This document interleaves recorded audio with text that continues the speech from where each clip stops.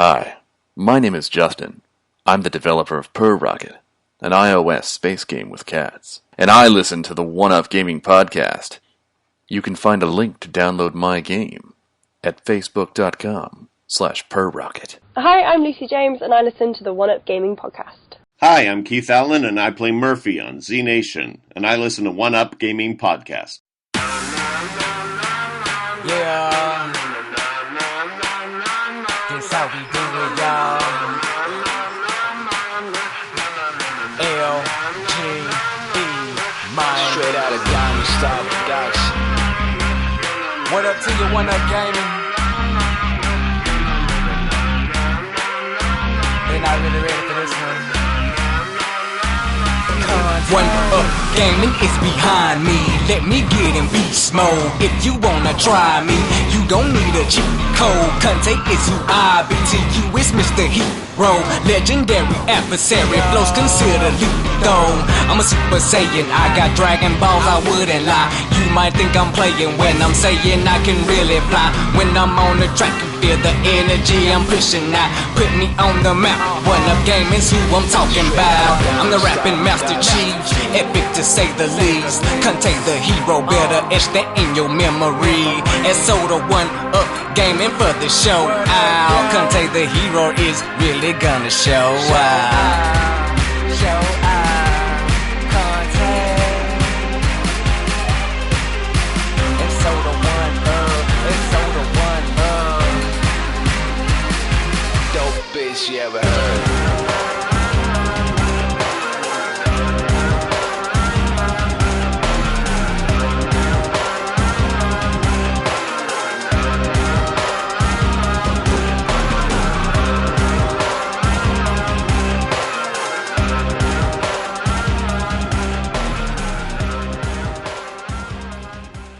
And welcome to the One-Up Gaming Podcast, episode 248.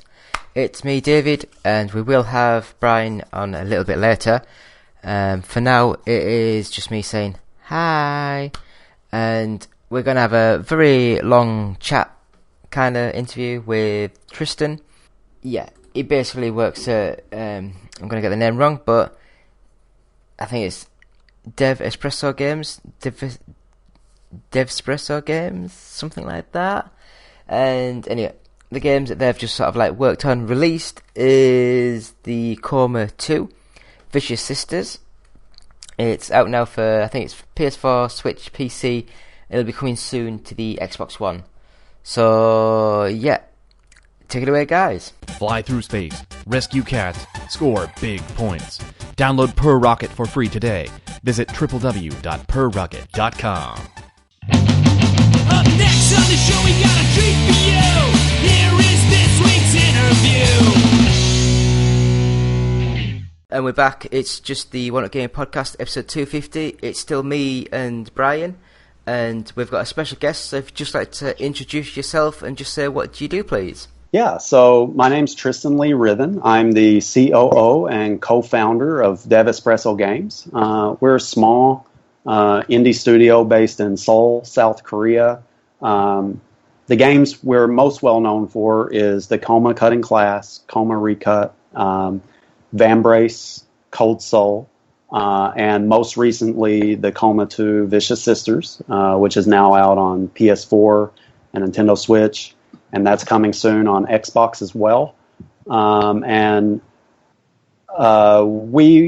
a small team, 4 people, and so we all have to wear a lot of different hats, but my primary role on the team is working as a game designer and writer of the stories, and I also handle, all the behind-the-scenes business for the company as well. Like, I played a couple games recently, and I don't remember what they were called, what the titles were, but it was open-ended where the ending was so abrupt, and it's like, what just happened? I guess I have to figure it out for myself. And then you look it up, and it's like the developer specifically left it like that for people to figure it out, and a lot of people were upset about it. I actually said, hey, that's fun. I get to make my own decisions, and it comes to a conclusion, and then it tells me a little bit about what happens, and then the end. Okay, now I figure out what happened. That's a really funny topic all unto itself. As a game designer myself, I often find that there's this huge dissonance sometimes between what game designers, what type of experience game designers aim to create through their works, and then the actual experience gamers end up taking away from it, if that makes sense, right? Oh no, that makes sense. Look at the controversy with Last of Us 2 right now. Oh, that's what I was just going to bring up. Yeah. It's very sad. I enjoy the game.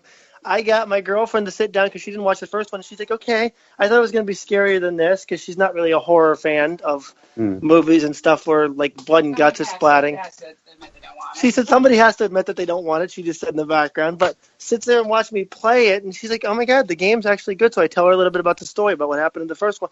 And she's like, so why don't people like it? I'm like, I think they think it's too politically correct because Ellie's going lesbian and you got this going on, but I don't think that was their purpose, was to focus on that. They wanted to focus on the characters' stories of what happened after and still going on in the future, because if this was an apocalyptic world, would this stuff still be happening?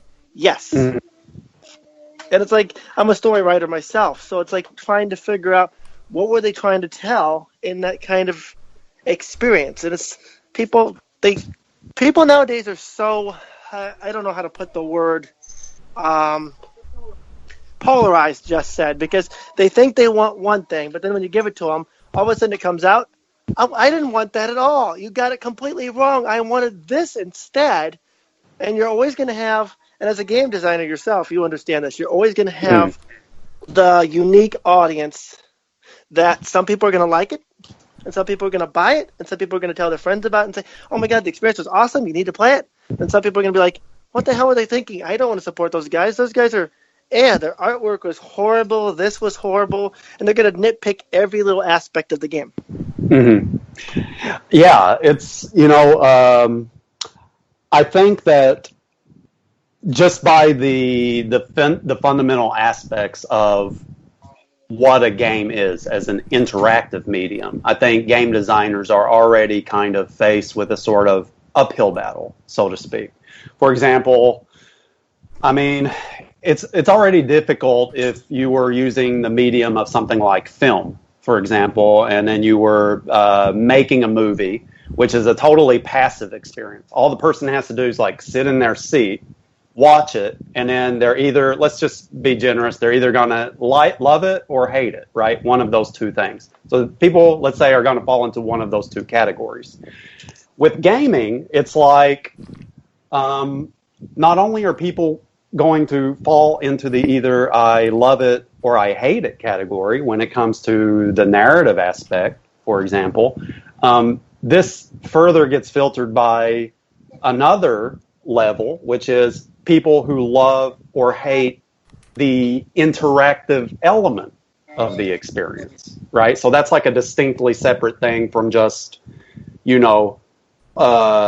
liking the story itself, right? There's some people that maybe they love the story, but they just absolutely dislike the interactive element that came along with it. Well, think back to Resident Evil 6. Capcom came out with this experience. They wanted to play like, okay, it's going to be like an interactive experience. There's still going to be gameplay to it, but we also want to add this unique cutscene experience of where you push buttons and QuickTime events, boom, boom, boom, to get from point A to point B. I loved it, but did you see how many people complained about it?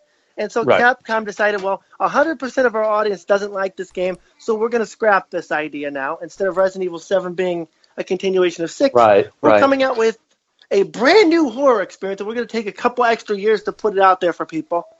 And then it came out, and people were like, okay, I liked it, but... And now Resident Evil 8's been announced. I'm like, what happened to the two-player experience? I love the two-player experience. I want that. Yes, it's a horror game, but if you think about it, if this was real life, you'd have a buddy helping you save your life and keep watching your back, and you'd watch their back. Yeah. That's always going to just be a tricky world to navigate, right? Because you're never going to please everybody.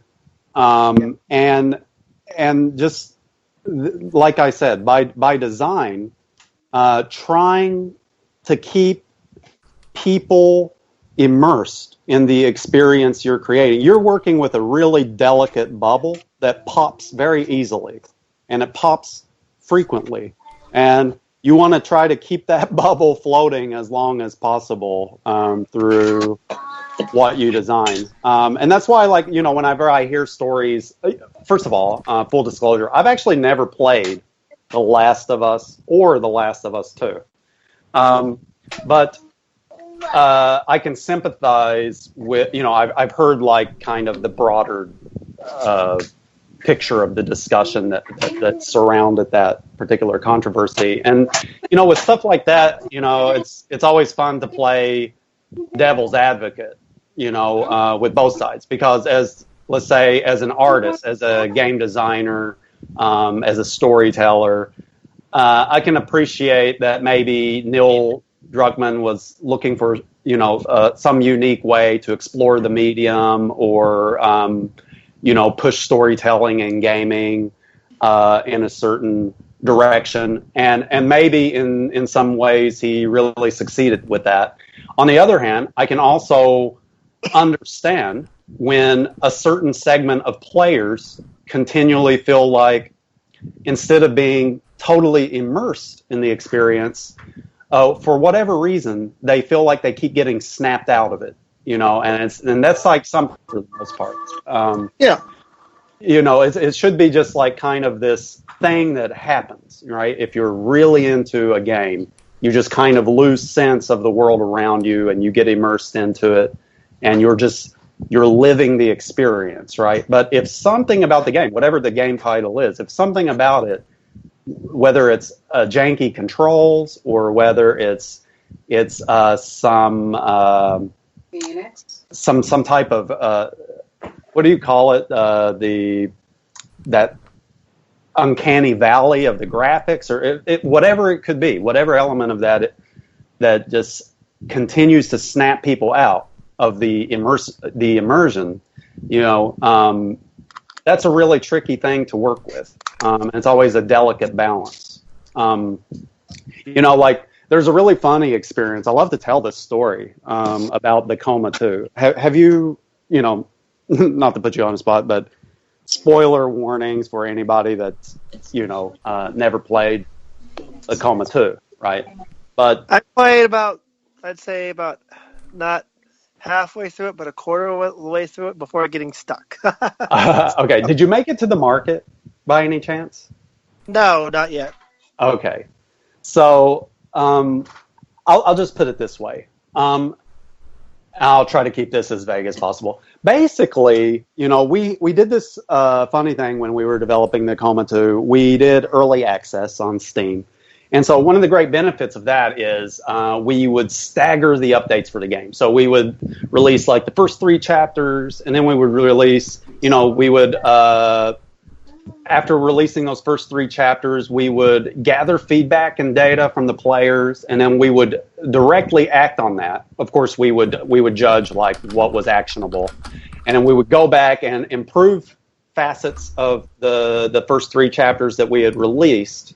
We would actually watch people play on Twitch and stuff, and then after we were finished polishing those chapters, we would start working on the next chapter, right? And then we would just rinse and repeat that cycle, right? So we'd always release new chapters, watch how people interacted with the puzzles, interacted with the story, the humor, whatever it is, and we would take notes of things. And this was like a really huge benefit for us. It helped us to catch a lot of bugs on a practical level.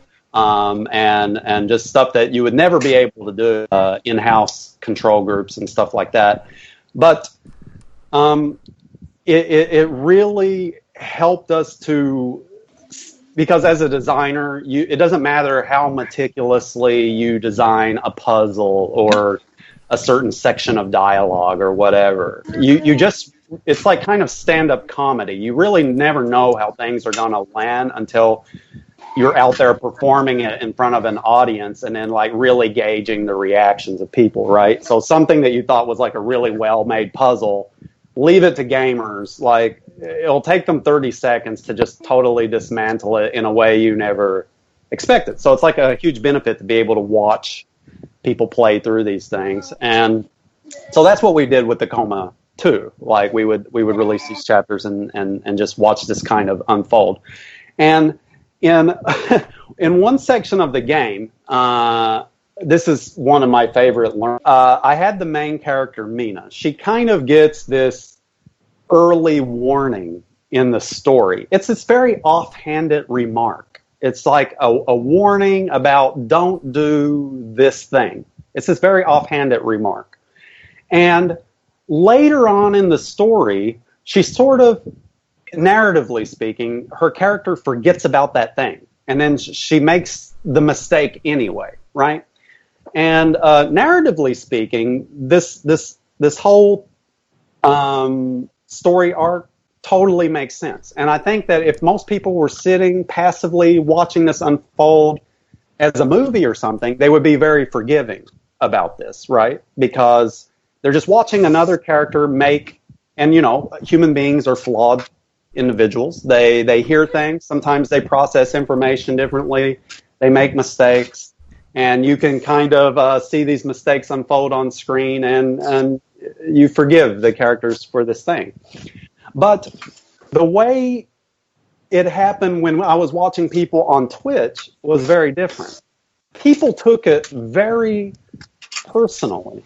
They were personally offended and even like angry, right, that Mina was making this mistake that she had been warned about earlier.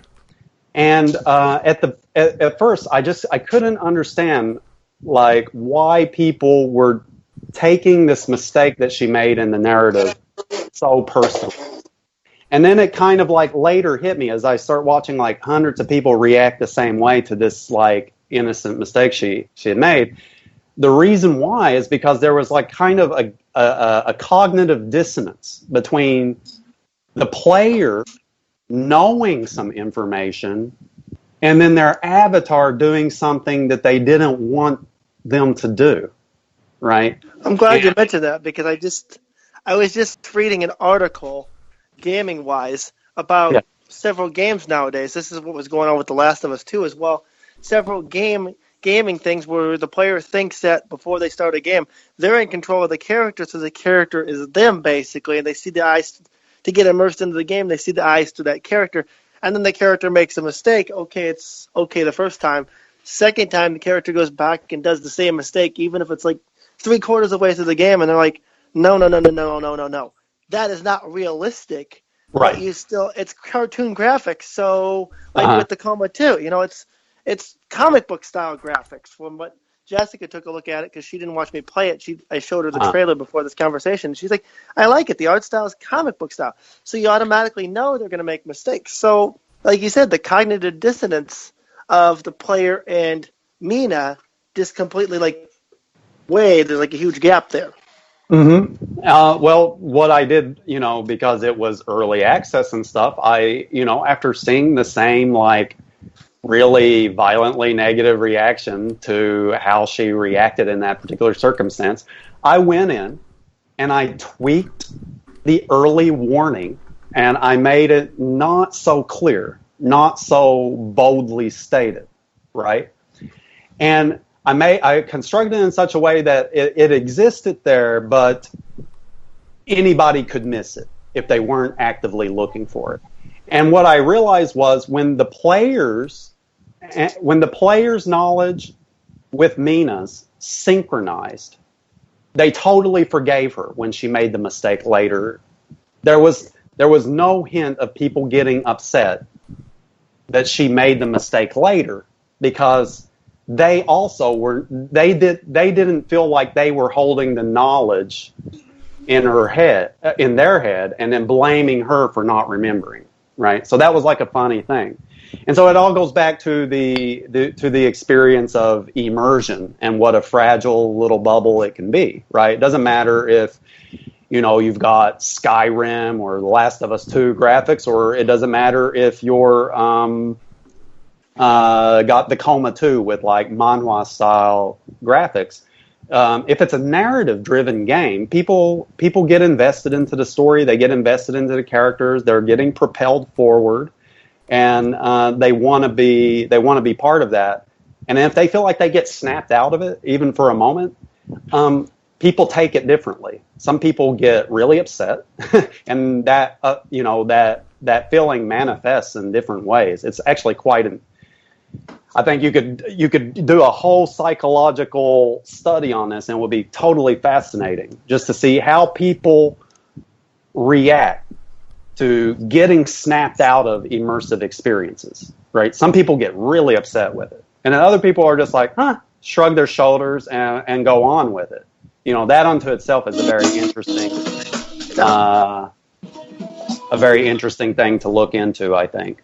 But it's definitely one that game designers have to be cognizant of, So now that we've talked a little bit about that, first of all, allow me to be one of the first on our team to congratulate you guys for finally making the game onto Nintendo Switch. So now it's like almost on every platform. I was just looking, and I'm like, I saw it the other day in the marketplace. I'm like, wow, they finally made it over to Switch. I like that because, now you can say, hey, it's on, I believe it's on Xbox. But it's coming out on Xbox soon. Well, there you go. It's going to be on all platforms. So, you guys are hitting that peak of now my game's on every platform. What do we do next? And I noticed I saw the news today that the 3 more chapters are coming. At least according to Steam, it says 3 new chapters are coming soon, or just came out. I don't remember what the news said there, but congratulations on that. I appreciate that. Yeah, obviously, well, not so obviously. I think that there's a world where we would like to release everything simultaneously on all platforms, so everybody can just jump in and enjoy our stories at the same time. But we're a very small team. There's 4 of us. So we're very limited in sort of the bandwidth that we have and how we can deliver these things. So we just try to do it step by step and do it the best we can along each way. And luckily, we have some really amazing partners. We're working with Head Up Games. They're based in Germany. And another publishing partner in Japan called Chorus Worldwide. And they've just been really amazing partners in helping us bring the game out to consoles. They've worked really well with us through that entire process. And it's been a challenging one, but it's really worth it, and it's pretty exciting. It's always the most fun to see people on consoles playing a game. Yeah, especially with a portable Switch. How portable now, you get the ability to see people playing it on the go. So when you go out in public, hey, what you playing? Oh, I'm playing the Coma 2. Oh, well, did you know that I work for and help develop the game?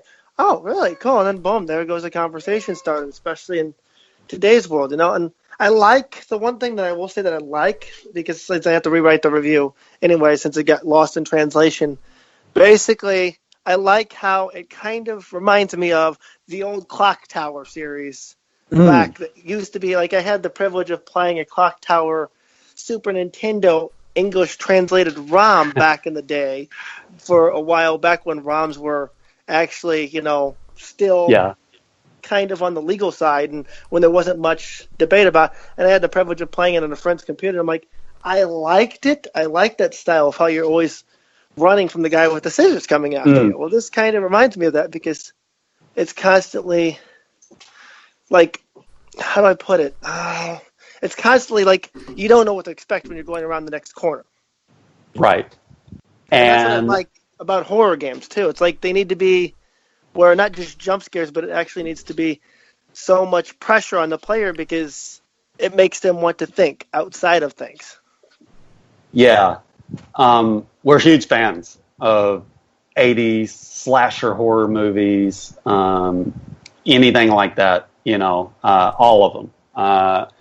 ranging from the really classics to the campiest stuff you can throw at us, especially me. And so, I think for us, we really wanted the spirit of one of those classic 80s slasher icons. And if she could evoke that same kind of put the fear of God in the player, then I think that, as long as we did that, I felt like we were doing our job pretty well. And it was a bonus if we could construct a pretty good story, a pretty good narrative around the whole experience of getting chased through these environments. And I mean, it's a very primal thing, right? Trying to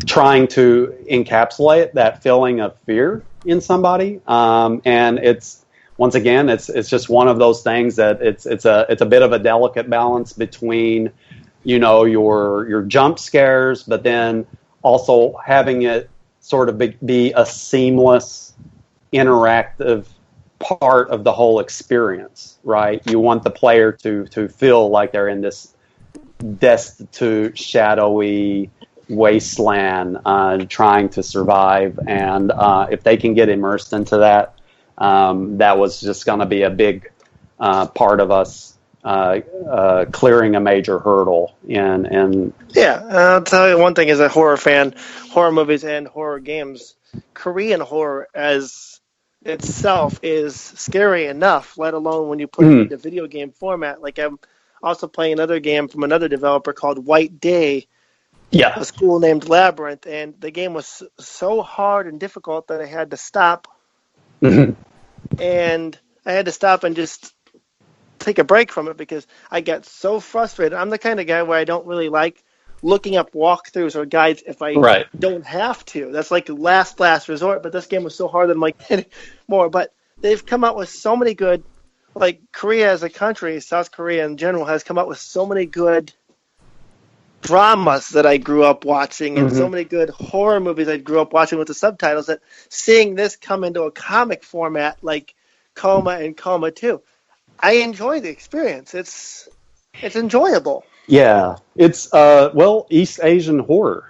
It's got this, and not to be outdone, Indonesia and Thailand also have like some really good horror, and it just has this really unique, distinct flavor from Western horror.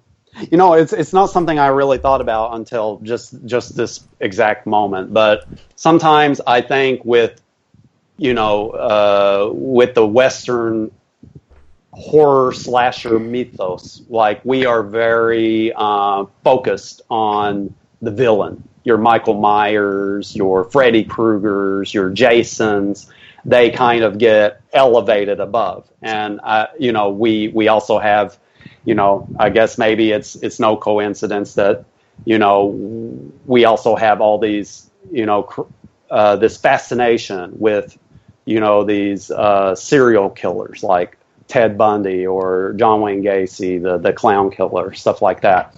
And I think it kind of manifests in entertainment the same way, right? These personas become larger than life, and then they kind of get put onto the screen in that way, and the incredible or insane personas of these characters. Whereas, like, maybe if I could characterize it some way in East Asian cinema, it's more about the collective knowledge of the fear of the thing, right? The fear of this type of demon or this type of spirit, and us against it, right? And so there's less of that elevation of the persona around a psycho killer in the middle of it. And then as the only American on the team with the Korean guys, it was like a really good opportunity for us to blend those two things together. So, you get this distinct flavor of, the East Asian folklore, East Asian horror tropes, things like that. But then we also try to bring that other aspect into it by creating a central villain, Dark Song, that is, something the player should fear, and trying to manifest that as a very distinct entity, much like Western slasher films and stuff like that. So it was a really fun opportunity to explore both facets of that and then kind of blend it together in a unique way. A lot of people are often surprised.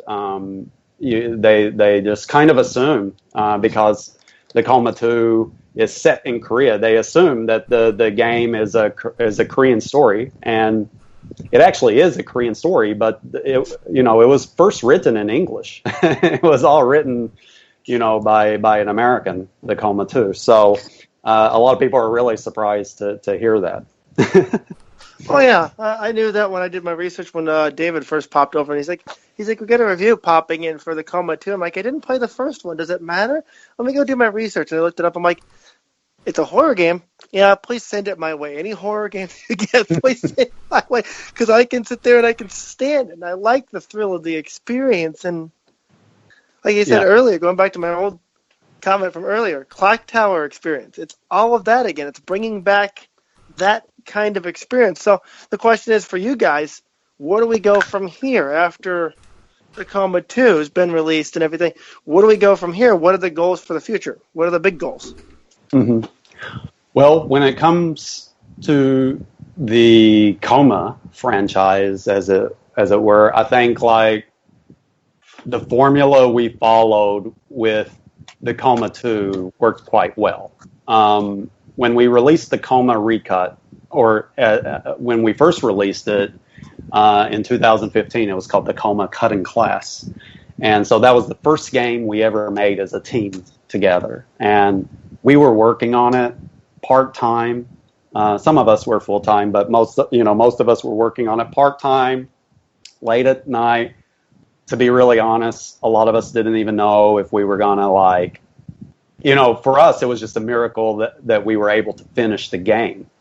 And it was by no means a really well-designed, well-put-together game. It was, we didn't know, we have no formal background in programming, writing for games, game design, anything like this. None of that. No formal training, understanding of it at all. We were just kind of whipping something together and then applying duct tape and then hoping it the experience held together long enough for people to get to the end of it. And it kind of worked, and we were surprised that, when we first got through it, like I said, it was just a miracle that we managed to finish the project in the first place. So we were surprised that people took to it really well. But what was very apparent to us later is that, in hindsight, we could look back and we could be very, if you're a game designer, usually your biggest critic is yourself. If you're doing it right, you're looking back at your own work and tearing it down and trying to imagine what could have been better, how we could have improved on certain facets of the game, its design, its graphics, its interface, whatever it may be, to streamline the experience and make it better for the players. And we were no different. We did that with the Coma Cutting Class. We just looked back on it and we tried to implement some changes with a kind of update to the game called the Coma Recut. And then years later, when it was time to go to the Coma 2, we followed the same thing. We went back to the drawing board. We were like, okay, what worked really well? What didn't work? Okay, let's discard all the stuff that didn't work. Let's enhance the things that worked really well, right? People were getting frustrated with Miss Song at certain points. What did they find frustrating about their encounters with her in the first game? How can we limit that and then make it genuinely challenging? What aspects of the story did people get really into? They were really into the characters. How can we expand the character roster? Or how can we make the story a little more dynamic? So we just expanded all those things. And then I think probably the biggest thing we did with the Coma 2 is we wanted players to feel like there was a true sense of progression through the dark story of the night. You know, like most horror films, you know, if you're watching Ripley in Alien, by the end of the movie, she's all torn up, you know, and she's barely clinging to life as she, like, survives her encounter, right? Or whoever. Any movie, any slasher film, the hero's usually like barely clinging to life as they cross the finish line. And I like that aspect of it. We wanted players to feel like if they played really well and they made decisions the right way and they prepared for their encounters and stuff like that, then their reward was they were keeping their health. And if they were just kind of breezing through the game and making mistakes, they were getting slashed up, and that was visible on their avatar, and it made the game more difficult as you went along. And I think that was like probably one of the best things we added with the Coma 2. And I think as we go into thinking about the Coma 3, it will be more of the same. What worked really well for the Coma 2, and then to the experience. Let's drop all the stuff that just didn't land well. Either drop it or enhance it in such a way that it makes those aspects more immersive. And the same with any kind of new mechanics that we add. So, for example, right now I can just drink a bottle of tea to regain my stamina while I'm running. But what if there was like a cooldown for that? What if you had to stop and then actually drink from the bottle, and that was like a nerve-wracking element of using items? You know, what if that was a mechanic that we integrated into the game? Of course, I say that now, and then it might be, you know, we might try it out, and it might end up being like one of the most annoying things possible, and then we don't pursue that. But, you know, this is just like part of the brainstorming process. Just trying to find things that stick and enhance that immersive experience, and things that get the player more invested in the world. Yeah. I just saw the news, too. I was looking up the first Coma you're talking about on Steam. Seeing all the reviews on there is way positive, maybe one or two negative reviews because of bugs and stuff that you guys have already addressed with the people in the community. Yeah. But somebody posted in there that there's a double cut coming out of both games. I'm like, yes, that right there, that's something to talk about. Especially, might as well mention it while we're here in this interview so they can hear it directly from you guys. Yeah, we're working with Chorus Worldwide, and they're our publisher in Japan. And one of the things is that the first game didn't have a huge audience in Japan for whatever reason. So this time out, when they published the Coma 2, Vicious Sisters, what they wanted to do was give to play the first game a chance to experience both aspects of the narrative. Now, we purposefully designed the Coma 2 story in such a way that you never had to be remotely familiar with the first game to jump in and then just like totally enjoy it, right? It has no requirement that you understand or know the story. But you are rewarded in some ways with like cameo appearances and stuff like that from characters of the first game if you're familiar with the first game story. But so we're teaming up with Chorus to make a Switch physical exclusive called the Coma Double Cut. And what Double Cut is, it just on one cartridge you get both games. The first game has been upgraded. It's got upgraded graphics. An updated script to synchronize the lore a little bit more with the Coma 2. And really excited about that one. And just being able to bring the game to more Japanese players. It also has English on it, so if you get the game, it has all the languages that you would normally find. Well, I'll tell you one thing that might be enjoyable to actually add in there, too, for people who are not native to Japan but want to learn, because like I said, I'm a cultural addict. I've always loved Asian culture since growing up anime. If you saw my game room we talked about earlier, anime posters. I've got Japanese culture, Asian culture everywhere. And I'm not even Asian, but I've always loved it. Yeah. And so one thing that'd be nice to have is have a little museum or unlockables for achievements, because Switch doesn't really have achievements, and I saw some players who want trophies and things, but I don't want that. I'd rather be rewarded in game rather than be rewarded by the Switch itself by having little tags of, hey, I got trophies. Have you thought about adding unlockables, like art clips or things like that when you do the double Yeah, versus two different cartridges? both games do have unlockable. We feature a lot of behind the scenes art for the first game, and in the second game, Minho's the artist and the animator of the game.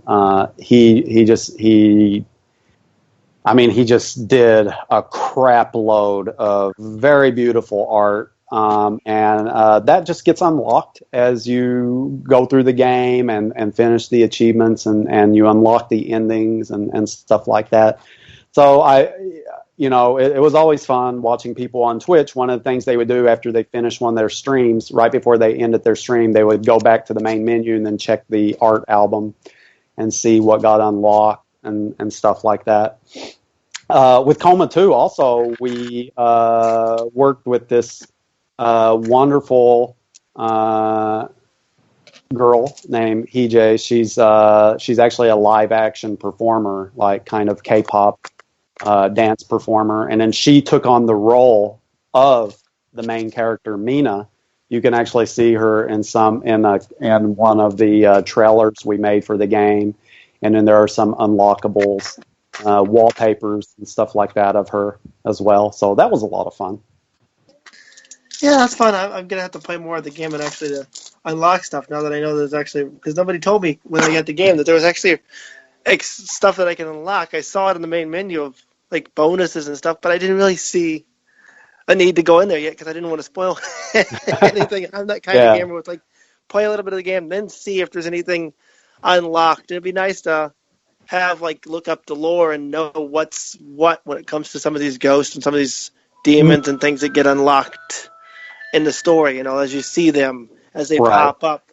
Well, the game does have a lot of heavy lore and stuff like that. We think the lore and storytelling is a huge part of what the Coma is. So, as you go through the game and you unlock and find notes and stuff like that, that will expand sort of the background and the backstory of the whole universe and the characters you're interacting with, and you'll learn new things about them and be it brings a newer dimension to the characters that you're just interacting with in the story to know kind of a few more things about them behind the scenes and stuff like that in the game. Also, there's a lot of stuff relating to Korean folklore and history there. That's what I was going to say. That's what I like learning, is the history and the folklore. And it was the next question that I guess for myself is, do you guys have plans of making this into a Coma universe, where kind of like the Final Fantasies and games like that, where they have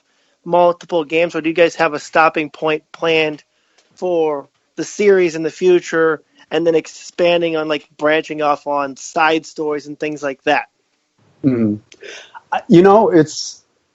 It's one of those interesting things where the way I'm currently playing with the story is I'm just allowing it to take me where it goes, right? So with the Coma 1, it kind of ended and it had this open-ended nature to it, right?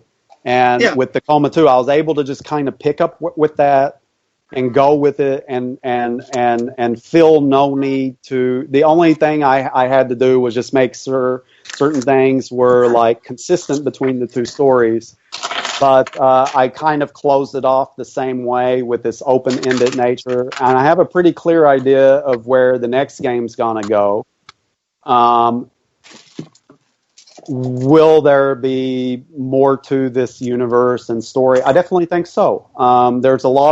There are a lot of interesting and really cool backstory characters and things happening behind the scenes that I think could actually be their own narratives unto themselves. separate from the main story of Young Ho and Mina. And so I think that there should be a sort of satisfying conclusion to the main story arc that we're currently going through. But I think that there are, as with everything, there will be plenty of springboards into more interesting stories and other characters that can be explored as well. Well, as a writer and artist myself, then I have to say that you have my vote of confidence and props there, because you said one thing that's near and dear to my heart as not just a gamer but as a writer, is that you after a while, if you as a reader are getting immersed in it, imagine the writer's point of view of you're getting immersed in it as you're writing it, and it's like all of a sudden, well, I wanted to go here, but then all of a sudden, no, the character's mind wants to go here, and you just let it take you off. So I'm looking forward to seeing what the future holds for this, because I've already started playing the second one, and like I said, it took me a while to get used to this style of graphics, just like it took me a while to get used to, what was that other horror game that came out on Switch a while ago? Book of Shadows. I don't remember the name of it, but it was one of those Japanese ones. But it took a while for me to get used to the art style and everything of the little mini chibi figures running around, but after a while, it was Corpse Party, that's what it was. Which one? What one? It was the Corpse Party series, the ones with the little chibis running around. It's like, really funny. Like I often get this. The games, whenever I'm going and whenever I'm at expos or conventions, the games people often mention to me are Corpse Party, Clock Tower, White Day, and something. Oh yeah, Lone Survivor. Those are the four. Like whenever in relation to the Coma, right? And for good reason. Like whenever I go and I look at those games, I can certainly see how, if you're a fan of those games, why you might definitely gravitate towards something like the Coma. And the funny thing is, a lot of people totally believe like I took a lot of cues from those games. But as a game designer, I've actually never played any of those games. I know of them and I've seen them. I actually haven't watched a playthrough or have personally played those games, but they do look really cool. So that was just like a funny thing I wanted to mention. Well, it's good because that goes on to my next question, and I don't even have to ask the next question. I can just comment then.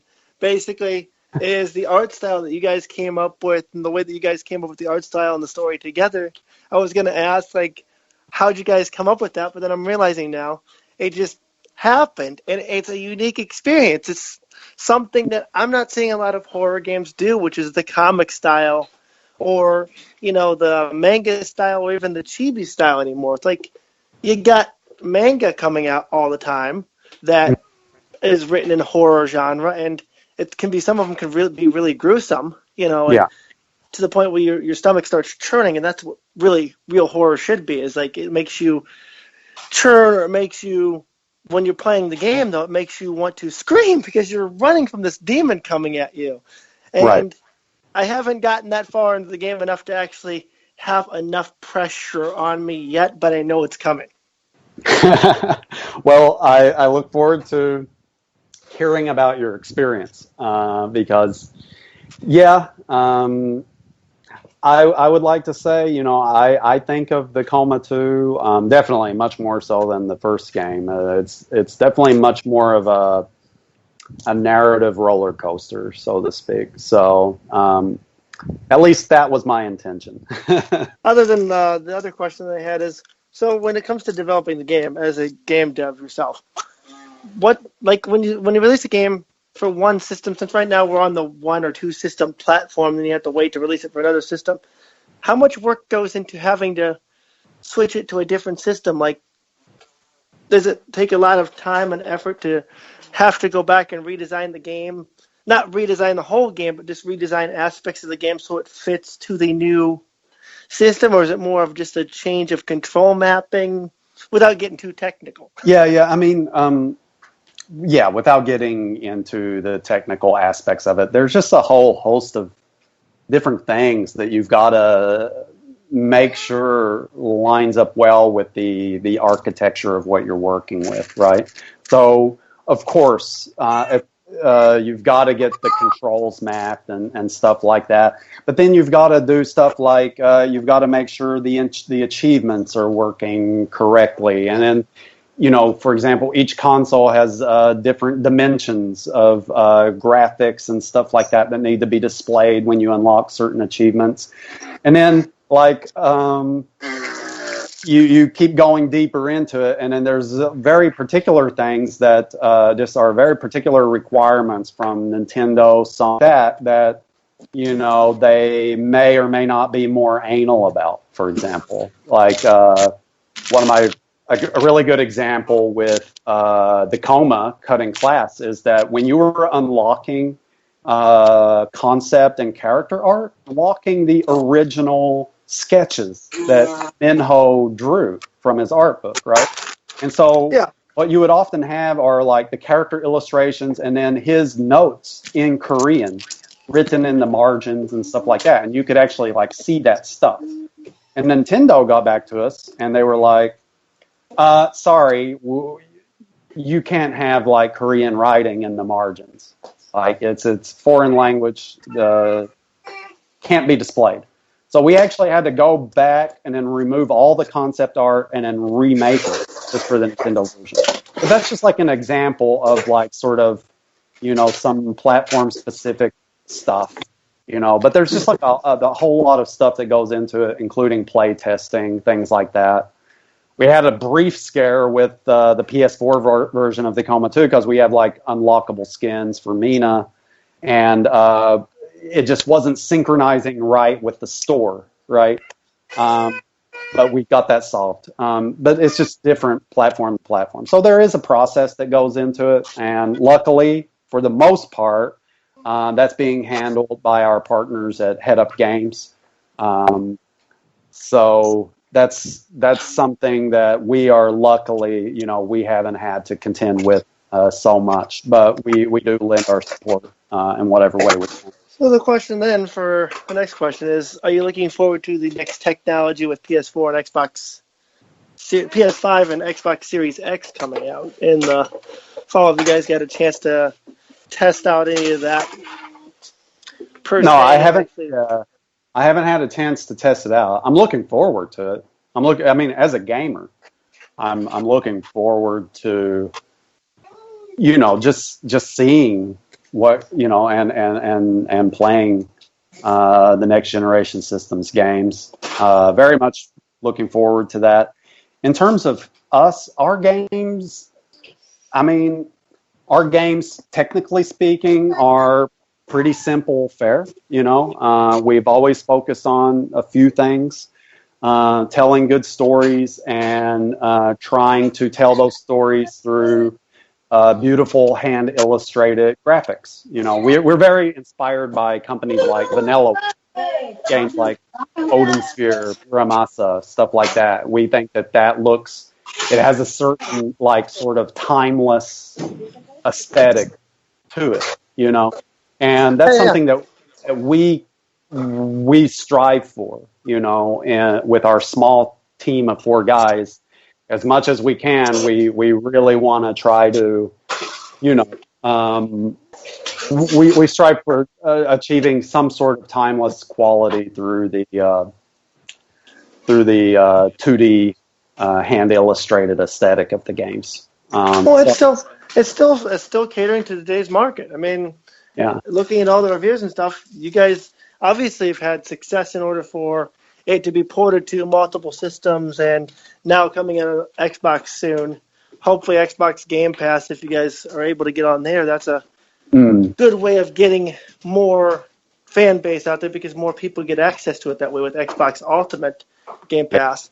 But just being able to see your own unique art style is enough for me, because even with the reason I asked about the PS5 and Xbox, I was wondering if you guys were planning on making the game longer, bigger, badder, like a lot of developers have started promising. Some of their games are going to be bigger, badder.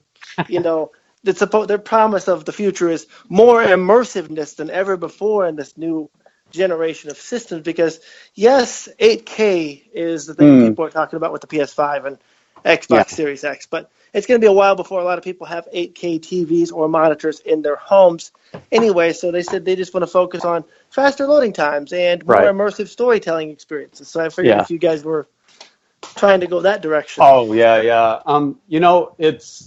This is something that, that's a whole Pandora's box for me that's like also full of interesting topics, because when I go to events like GDC, for example, sometimes for me personally, I think that like some of the most cutting edge, cool game design it's happening on the indie scene, because the indie scene itself is where people have the freedom to take big risks with game design, right?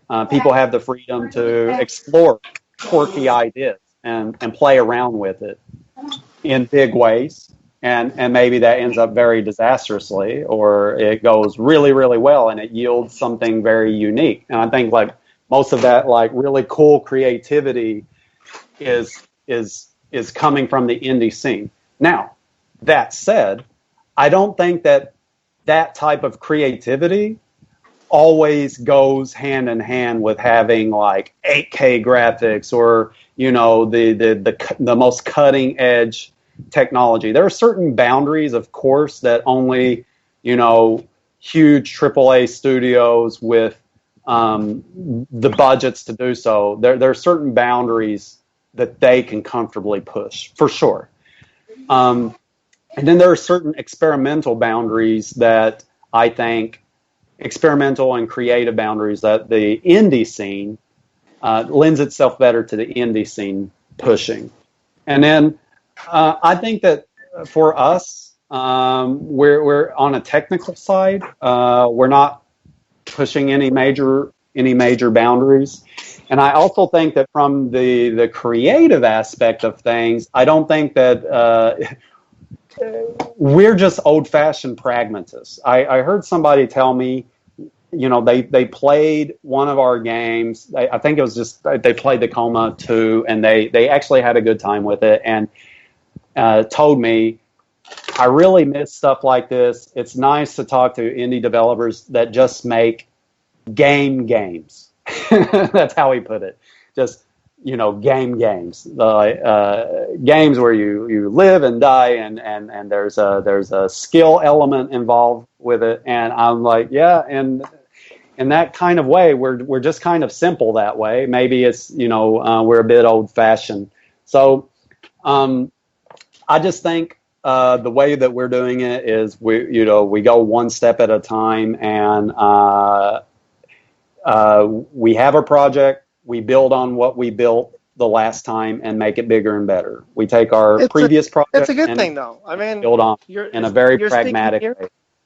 You're speaking near and dear to my heart. Sorry for cutting you off there for a second, but I got excited because the moment you said it, games. I mean, I miss those. I love how they're bringing out all these mini systems this year and last year and the year before, and it's like I talked about my game room. It's like I got those mini systems hooked up there because I miss the feel of games. Yes, some of the games could be short, but for you as the developer, you put how many hours into them, and for us, it might take us 5 or 10 hours to beat the game, but you put hundreds of hours into developing the entire game, and it was an enjoyable experience. Thanks. Yes, you died, so that adds extra hours onto the gameplay, but I missed those for so long. I've missed those, and I'm glad to see indie developers out there, especially in Nintendo scene. Like, you look at Nintendo, it's all about the Switch independent games. You see how many independent games are on there that are really good, and they're always going constantly on sale and sale and sale and sale. And it's like, I want to buy them all. Yeah, and I mean, that's not to say that I don't appreciate games that are doing more experimental stuff or just, totally out of left field with just some really unique experience. That is all well and good, and I even highly respect, a lot of the interactive artists that are pushing the boundaries with these experiences and creating these things, and a lot of respect to them. There's a lot of really cool, unique stuff out there. I mean, there are games which they deliver very fun experiences in like a minute of gameplay, and it's some really out of the box thinking, and that's really interesting to me. It's just a different thing. I think like everybody kind of gravitates toward what they do better, and what we do is just simply, like I said, it's just this very pragmatic thing of just building on what we already have done and just trying to refine that more and more. And then who knows, maybe it will reach a point where it becomes so refined we'll need to like, that's the dream, I guess. It's so refined that you eventually just have to do something completely out of the box and different. Maybe we reach that point, but yeah, at least with our next game that we're working on now, we're sticking to basics. Well, when it comes to the next game, if you guys need anybody to early review it, you know who to Sure. because I'd love to help out. I'd love to help you guys out in any way possible because, like I said, I like this experience and if I enjoyed this conversation, it reminded me so much of me as a gamer. At one time in my youth, I thought I wanted to be a game developer myself, but I'm like, I don't know anything about coding. I don't know anything about this. I can't go to school for that when I've already gone to school and graduated for this. I'm like, where do I go? And so I'm stuck with me wanting to build games. I'm stuck with the RPG makers of Natsumi, the name of the company. I don't remember the name of the company, but I'm stuck with those RPG makers that come out every so often where you can make your own RPG within the game, building the world with the sprites they've already built. Stuff. No, I can definitely sympathize with a lot of that. To be really honest, like Minho and I, we used to be in video game media, so we were working for a media company based in Korea, and the focus was esports and video game articles and reviews and stuff like that. And he was making art for the articles, and I was like the editor, managing writers and stuff like that. And we ended up quitting that company, and it was just it was almost like this very capricious thing. Like, I was having coffee with him and I said, hey dude, because I have a house in East Malaysia in Kota Kinabalu, and I just told him, why don't you just come with me? Let's start a video game company in East Malaysia in Kota Kinabalu, which was like a really random. Don't really have much money, so let's just go there and where like the cost of living's cheap, and then that will allow us to extend our runway so that we have enough time to learn how to make games, because we had no idea about how to make games. But let's go there and make a game studio. And we went there and we failed miserably. We learned so much. It really gave us the groundwork to begin. I mean, we languished there for a good 3-4 years, and then got started on the Coma much later. That was Minho started. He eventually left Malaysia, and then he started on the Coma, and then I joined again. And then we just built on the foundation that we had. But I can sympathize with like starting and then having you get there, you clear your desk, you're ready to, all right, let's make games. Oh crap, I forgot I don't know how to make games. But you know what they say, the greatest lessons, as an entrepreneur myself, the greatest lessons are in our failures. A lot of people don't realize that. A lot of times they think, oh, I failed, so I should give up and try something else. No, it doesn't mean you give up. You just try again, but you try it a different approach. You figure out what you did wrong and take it as a lesson rather than beating yourself up. But I've talked to several entrepreneurs, and they've beat themselves up over the heads with the virus going on in the world, and they don't know what to do. And it's like, no, don't give up on the dream. You failed. You dust yourself up.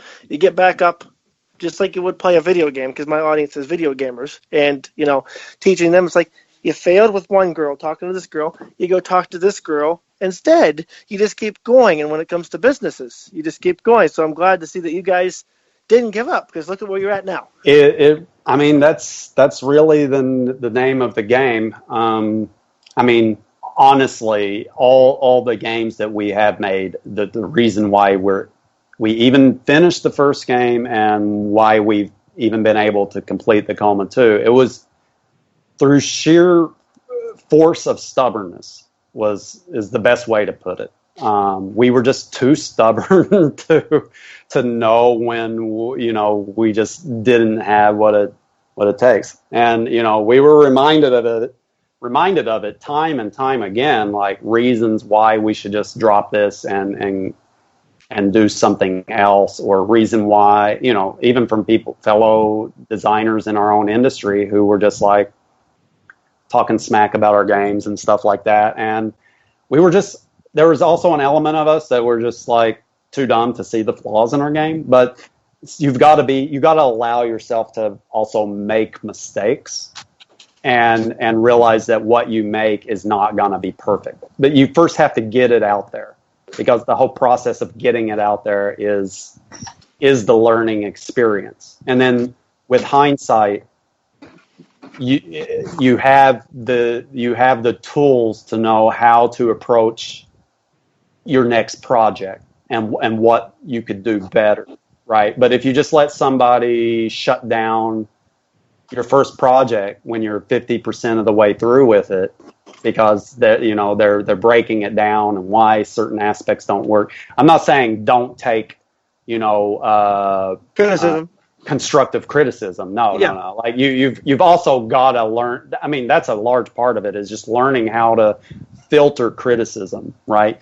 You can definitely filter, everybody's got an opinion. Everybody and their mom's got an opinion about what you're doing and what you're making. And you've got to learn to activate that filter for, separating the wheat from the chaff of what is like good constructive criticism that you can, and not just constructive criticism, because you can get really awesome constructive criticism that isn't actionable.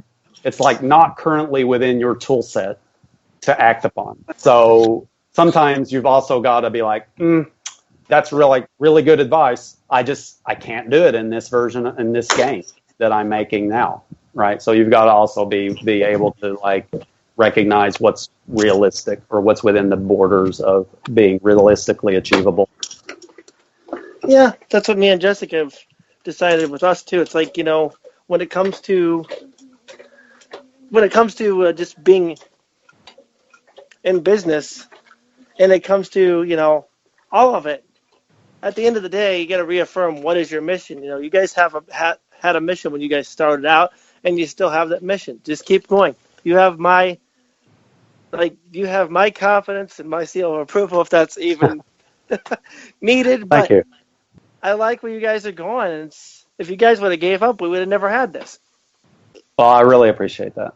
I think, for us, it's honestly, it's just the biggest pleasure is being able to do what you love for a living, right? That's always been the main thing for us, right? If we could just keep doing what we love and then make a living from it, heck yeah, why not? Let's just keep going. And then it was like kind of a surprise to us that we were able to do it, but we'll stick at it as long as we can, and hopefully, we don't get too comfortable.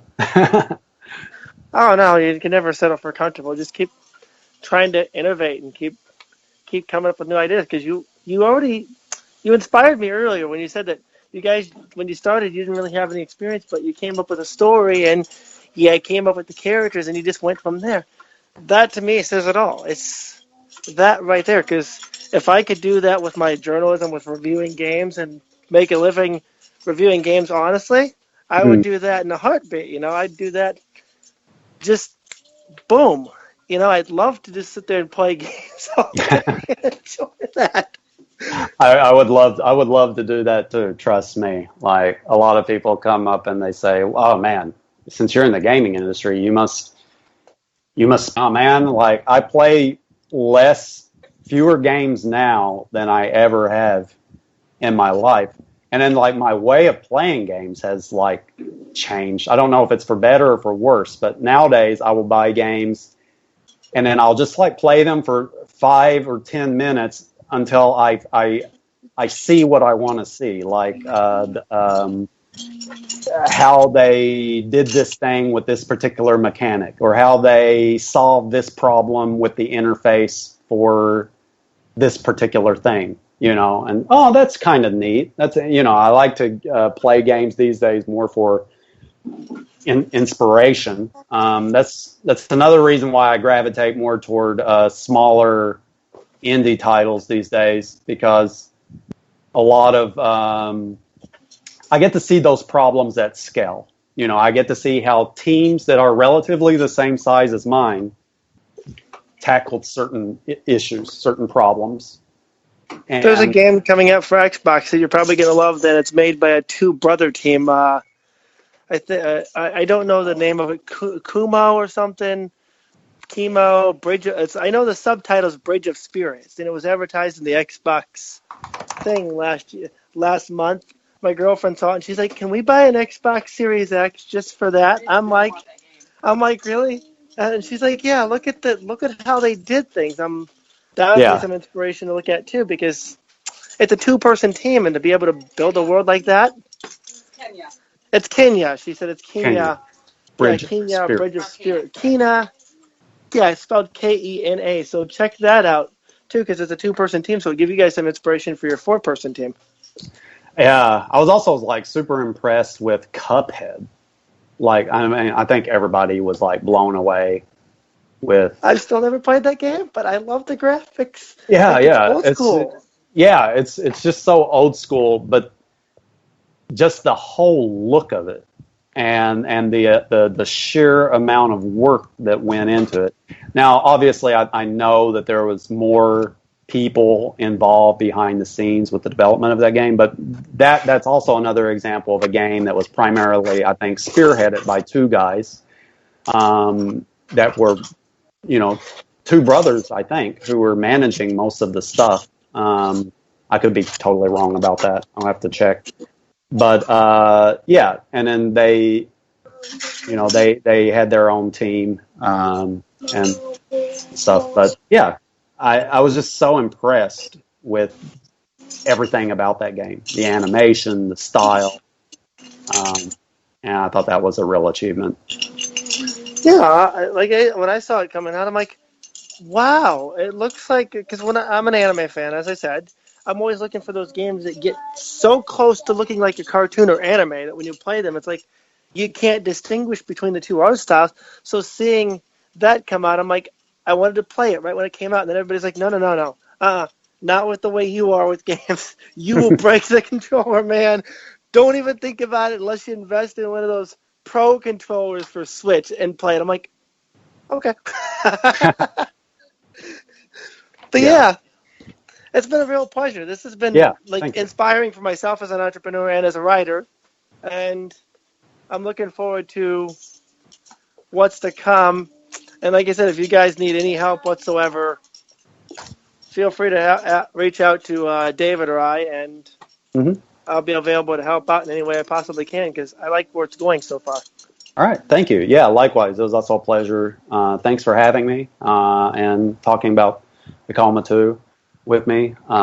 It's out now on Switch and PS4, and coming very soon for Xbox. A few people have asked me about that. That Xbox version is being handled by our partners in Japan, so but that will be coming soon as well. Thank you so much for coming on the 250th episode of the podcast. The game itself looks amazing. Sorry I've not really been talking. I've just finished a 13-hour shift and I've just been eating food. No, yeah, that's I totally understand that. Yeah, thanks again for having me. So, it's been a pleasure. We're celebrating our 250th. You guys are celebrating today. As I said, congratulations on finally hitting the Switch platform again. So in case anybody didn't hear him say it, it's on Switch. There's no excuse not to pick it up now, guys. It's portable. Play it in bed but with the lights out right before you're about to go to bed. That's when you get the real scares. Thank you, guys. Thank you very much, man. Have a good one. Do you have trouble sleeping? Tossing and turning all night. Nothing you do seems to help. You're not getting your recommended 6 to 8 hours of sleep each night. Well, now there's a solution. Now there's Fat Cat Fly. With Fat Cat Fly, you'll easily get the sleep that you deserve. Download for free on the iOS App Store, and you're guaranteed to get a good night's sleep with very few side effects, as you help a fluffy kitty eat all the junk food that he wants. Side effects may include sleeplessness and desire for cheeseburgers if erection lasts more than 5 hours. See a physician. Try Fat Cat Fly today. Visit facebook.com/fatcatfly because you deserve a better life. Well, thank you for that. And yeah, I bet you're all glad you didn't hear my voice much. Anyway, thank you all for listening to our 248th podcast, I think it's 248. Anyway, thanks for listening. It's been the One Up Gaming podcast. Please visit our Patreon site, which is patreon.com/OUG. We have official gaming t-shirts at bluecyborg.com. Just search One Up Gaming. We have an official album out.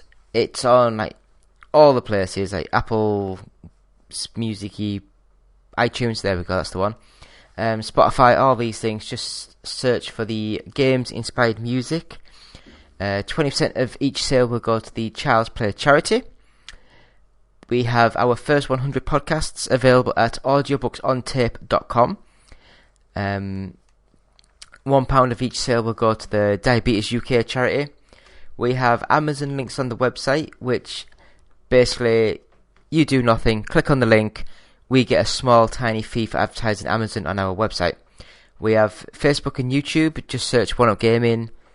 We have an official Twitch channel, which we don't use, but we will try to use more of. That's twitch.tv/OUGofficial. We have Twitter, so if you want to tweet us, it's at OUGofficial. And I guess if you want to subscribe to us or follow us on the podcast, just subscribe to us. One Up Gaming. And please give us positive feedback, stars, all that type of stuff. Subscribe to us, it'd really help us. Anyway, I would just like to thank Tristan for coming on this week's show. He's the game writer and designer for Coma 2. And yeah, thank you so much. It's been a pleasure. It's been an honour. Please go buy his game. Out on Steam, out on Switch, PS4, and hopefully soon on the Xbox One. I need to go to bed. Thank you all. Goodbye. Hi, Justin the Voice here. First of all, we'd like to thank you for listening. Seriously. We really like it when you listen. Yes. But if you'd like to do more than just listen, if you'd like to help us out, well, we have an idea just for you.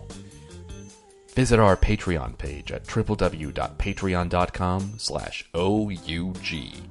Your monthly micropayment will help us keep going all night long, baby.